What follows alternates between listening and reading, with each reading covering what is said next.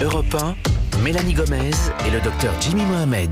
La santé, le bien-être et la sexo, c'est sur Europe 1 avec vous, Catherine Blanc. Vous êtes sexologue et psychanalyste à Paris. Aujourd'hui, Catherine, on a une question de Claudia. Je vous la lis tout de suite. J'ai vécu 8 ans avec un garçon. Depuis que je me suis séparée de lui, je revis. J'ai changé de look, j'ai coupé mes cheveux, je sors presque tous les soirs et je me suis rapprochée de mes amis. Aujourd'hui, je ne ressens absolument aucune envie de me reposer avec un homme. Est-ce normal? Est-ce que c'est fréquent, Catherine, comme ça, de tout bazarder, tout changer, totalement dans son quotidien, après une rupture amoureuse? Fréquent, non, mais en tout cas, ça indique... qu'elle a étouffé un peu, non? Ça indique le type de lien qu'elle a établi dans sa relation. C'est-à-dire, qu'est-ce qui fait que quand je suis avec un homme, je nie tout ce qui peut représenter ce que je suis, ce que j'ai envie d'être. Nous sortons de chez nos parents pour avoir une vie et construire une vie qui doit être notre vie, les uns et les autres. Et comme si, tout d'un coup, elle était re-rentrée dans un cadre d'obéissance à un code, à un mode de fonctionnement. Et dès lors qu'elle le quitte, eh bien, d'un seul coup, elle se met à faire tout l'inverse. Donc, est-ce parce qu'elle va enfin vers elle, ou est-ce parce que, justement, elle a l'idée qu'il y a un espace de liberté, et dès lors qu'on se remet en couple, on est dans la contrainte d'une soumission à l'autre, pour plaire à l'autre. Jimmy? Est-ce qu'une nouvelle coupe de cheveux, c'est une nouvelle vie qui démarre? Vous devriez essayer de laisser pousser, Jimmy, ça vous Non, mais c'est vrai, parce qu'on a l'impression souvent qu'il y a ça, un tournant, on se décide de changer, mais on a l'impression que c'est plus les femmes qui sont concernées. Est-ce que c'est pas machiste de dire ça, mais j'ai l'impression que les hommes décident de changer de look tout d'un coup.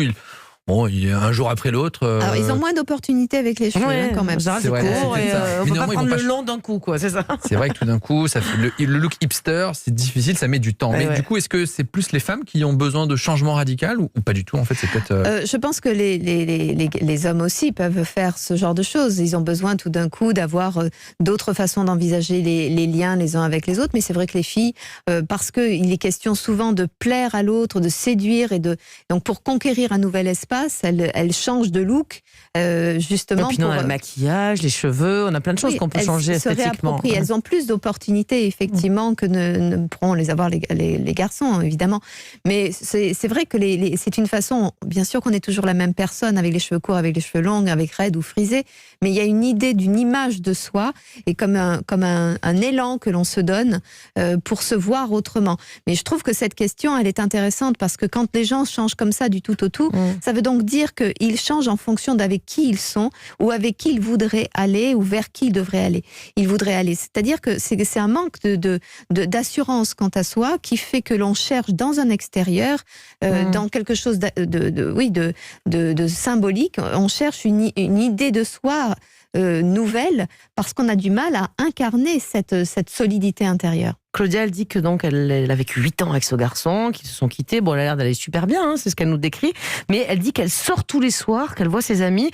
Bon, c'est peut-être au début une façon de faire, parce qu'elle n'est pas sortie beaucoup. Quand on est en couple depuis longtemps, on sort peut-être pas tous les soirs. Est-ce que ça veut dire qu'elle étouffait dans cette relation, ou juste qu'elle a besoin de changer les idées?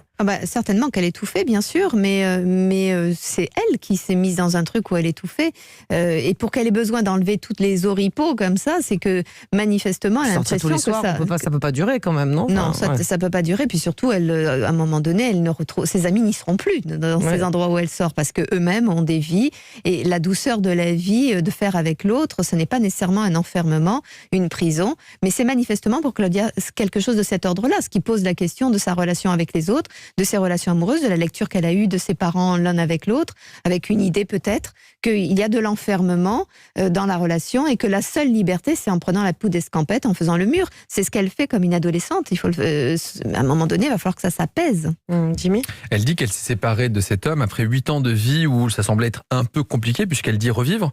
Et elle raconte aussi ne pas vouloir se reposer avec un homme. Ça veut dire qu'il faut prendre son temps et ne pas se précipiter, peut-être profiter d'être seule. C'est peut-être aussi une opportunité pour elle de remettre les compteurs à zéro presque, de penser les plaies qu'elle a pu subir. Oui, alors c'est sûr que revivre, ça veut dire qu'elle ne l'était pas, donc c'est assez inquiétant, bien évidemment. Vous avez tout à fait raison, Jimmy.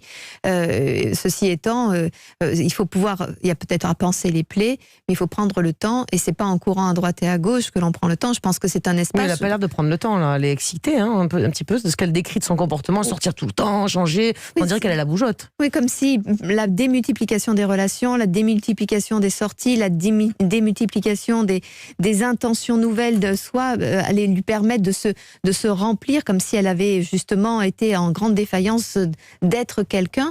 Et tout ça me semble un peu trop bousculé pour être safe. Donc je pense qu'il faut aussi savoir se prendre du recul par rapport aux autres, à l'environnement, et se nourrir soi-même, grandir soi-même pour aller à la rencontre des autres. Se poser ou ne pas se poser n'a pas d'importance, si ce n'est quand même se poser intérieurement pour être en sécurité. Merci beaucoup Catherine pour tous ces conseils.